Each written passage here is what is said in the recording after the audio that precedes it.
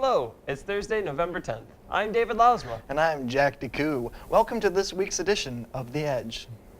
Have you ever been hacked? It's happening more and more. ITnet students are learning how to protect you from hackers. Our Molly Lang tells us about their competition to keep technology safe. It's highly likely that you know someone whose account has been hacked. It may have even been you. So there is a need for more sophisticated technology to protect you online. Along with it, we need people who know how to use it. Enter ITnet. These students are all learning all about protecting users, servers, and digital devices from hackers. And they get to show off their skills in the Cyber Patriot competition. Cyber Patriot is a student competition that is sponsored by the Air Force Association. It's to try to encourage young people to go into fields like security or other STEM areas. Students compete in groups of 6. The competition is carried out online. It's a 6-hour competition. Teams have to gather together and do the competition within a 6-hour window. In school is where we do ours, right here in the classroom on a Saturday. The event will be taking place on November 11th to the 13th. The team is hopeful they make it into the regional round. We will keep you posted.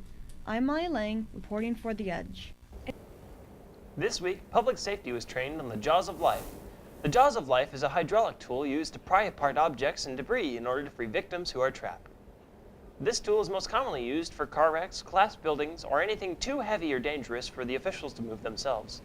The hands-on experience they gain from the training mentally and physically prepares the students for what is expected in their future careers. You may have wondered about the house being built in the parking lot outside the EdTech building. But don't worry, nobody is moving in. We sent Tyler Box live in the field to bring you the story. I'm Tyler Box here on the construction grounds with Curtis Taylor and what's your name again? James Mitchell. James Mitchell. How long has this project been in construction? We've been working on it about for 2 months. Do you know why it's going to North Branch? Because that's where the owner wanted the house. We're building it for the owner, and then we got to transport it there when we get all done with it. All right. Do you guys know how big it's going to be when it's done? Like how many stories? It's going to be 1-story house, but there will be an additional basement on bottom, but we do not do the basement. All right. Thank you for your time. You're welcome. This has been Tyler Box reporting for The Edge. Back to you guys in the studio. Thanks, Tyler. The collision repair class is teaming up with auto mechanics to build a kit car, a vehicle that needs assembly from the ground up. Collision Repair tells us more. The goal with this is basically to get a little publicity with the vehicle, but at the same time have something that we can stand behind and be proud of that we've done. So we just want to get it all done up. We want it running. Auto Mechanics is working on the chassis and the engine and stuff like that, and we're just going to try and make it look as good as we can. When we come back, what's cooking in culinary? Also, where does Halloween end and Christmas begin? Stay tuned after the break for the answers on The Edge.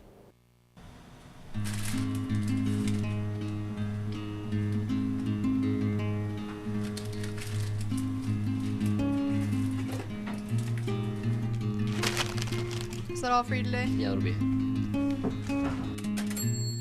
Here at the Bodega, we have plenty of things to suit your needs, from food and clothes to holiday decorations.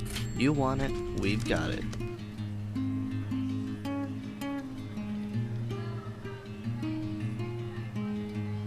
Have a good day. So come on down to the Bodega, open during break time.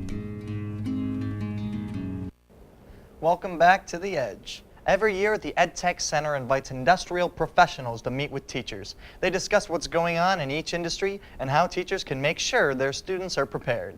And dinner is a big part of that meeting. The feast is catered by our very own culinary class. The Edge's co-elites takes a look at what goes into pulling off a meal of this size. On November 3rd, Lapeer County EdTech hosted the annual advisory committee. Culinary anxiously planned this event with every detail in mind. Basically, there's a lot of prep work involved. You gotta get the silverware, polish all the silverware. We have 150 people. We had to get 150 spoons, napkins, knives, forks, polish those up, get all the sauces prepared. We have like lots of food we gotta prepare for. Salmon, roast beef, stuff like that, sauces, all before the actual advisory board dinner starts. When it comes to the menu, timing is key. Well, the food that we decide is the food that is in season. Like for fish, we make sure we have fresh fish. For meat, we have fresh meat. And for all the vegetables, it has to be fresh salad, fresh. Everything just like season-wise is what we pick. From the menu planning to the last-minute preparations, teamwork is very important. My part in the event is to make the centerpiece for the advisory board dinner. Right now I'm making the baguettes for the Caesar salad, which they're going to turn into croutons eventually.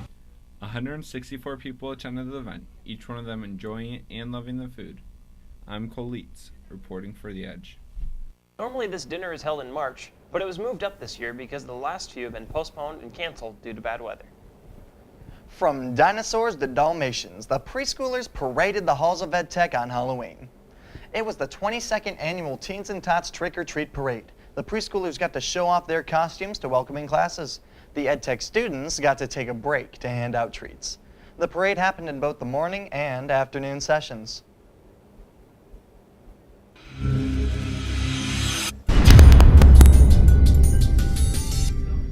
I asked The Edge when it was okay to start listening to Christmas music.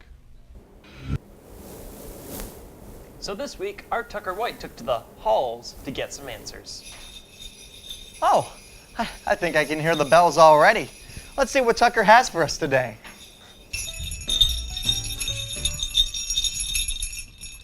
Oh, hi there. This week on Ask the Edge, I'm going to answer the age-old question of when it is too soon to start listening to holiday music. It's appropriate to listen to Christmas music like after Thanksgiving, but before Thanksgiving, it doesn't work. But some think that as soon as Halloween is over, it's fair game. I mean, I listen to Christmas music year-round, but I know now more people are starting to play Christmas music, so probably like November 1st. I feel that right after Halloween is the perfect chance to start listening to Christmas music. After many interviews, the consensus at EdTech is it is never too soon to start listening. So if you're looking for your favorite holiday hits, 100.3 WNIC advertises itself as Detroit's Christmas station. They went all holiday music the day after Halloween, and those with satellite radio could start listening to its station Holly on Channel 17 as early as November 2nd. But if you can't get radio from the Detroit or don't want to pay for satellite, the great news is holiday music doesn't have a season on the internet. So as far as we are concerned, the haters are going to hate, so I'm just going to shake it off. Excuse me, I have some more listening to do. Back to you.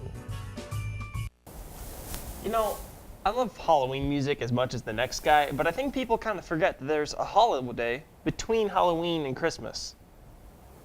What is that holiday? Thanksgiving. And that's all for this week's edition of The Edge. Thanks for watching. Make sure to tune in next time for more information. And until then, follow us on Facebook and Twitter at The Edge LC.